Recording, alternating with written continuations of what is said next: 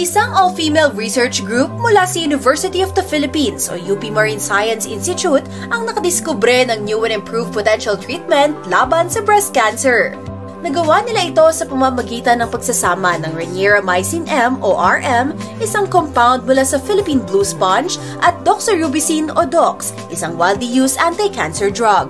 Ayon sa lead researcher at marine scientist na si Dr. Gisela Concepcion, kasama sina Dr. Delibet Salvador Reyes, Zelgia Nakyatan, Shali Susana Guevara, Myra Ruth Picard at Eliza Belen, napapabagal ang tumor growth at nababawasan ang toxicity level kapag pinag-combine ang RM at DOX. Ngayon, anong problema ng doxorubicin? Yung doxorubicin, widely available na yan. Kaso, it can also kill the immune cells. Talagang nanghihina ang pasyente, na lalagas ang buhok, tapos nagkakaroon ng infection. Medyo delikadong taas ang dosing niya sa cancer. Kasi may cardiotoxicity siya. Ibig sabihin, toxic siya sa puso. So, ang aming goal dun sa research is ano ang paraan na pwede nating ibagsak yung dose para magamit pa rin pero hindi na siya toxic in general. Ito yung nahanap namin, yung Raniera-Mycin M.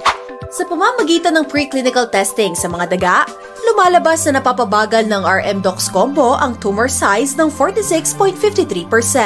Nakakapagpabagal din ito sa pagkalat ng cancer sa atay ng 86.36%. I'm not sure if this is still part of the scope of your study. Do you think po ba yung RM it could also be used to treat other types of cancer po aside from breast cancer, ma'am? Absolutely, pwede talaga. Pero we had to start somewhere. And why breast cancer? Not because I'm female, not because our team is female. Breast cancer in particular is what you call a disfiguring disease. Pagka nagka-breast cancer ka, malamang you will be subjected to a mastectomy or a lumpectomy. Hindi ba kaawa-awa yung ating mga kababaihan? Gaya ng datos mula sa World Health Organization, lumalabas na nasa 2 milyong kababaihan ang na-diagnose ng breast cancer, habang ang Pilipinas ay isa sa may pinakamataas na bilang ng kaso nito. Kaya ang discovery ni na Dr. Gisela, may posibilidad na mapabuti ang proseso ng breast cancer treatment. Kailangan pa raw kasi ng karagdagang pag-aaral tulad ng clinical trials bago magamit ang RM-based treatment sa mga actual patient. Gayunpaman, pinigyang diin ng doktor kung gaano kahirap umakyat ang ganitong klaseng pag-aaral sa drug development at commercialization dahil sa limitadong suporta sa mga scientists tulad niya.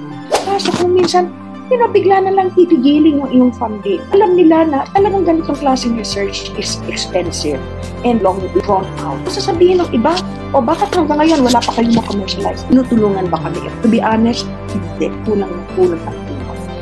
Kaya naman ang panawagan ni Dr. Gisela, mas matibay na suporta mula sa gobyerno at private sectors. Mayroong mga comments like, wow, this is where we want our taxes to go. Mga ganyan. Kami rin, syempre yan ang gusto namin. We are, you might say, barely scratching the surface. Yeah. Kung sana lang makakuha pa tayo ng malaking pondo from the government or from the private sector, laking ginhawa talaga sa mga researchers.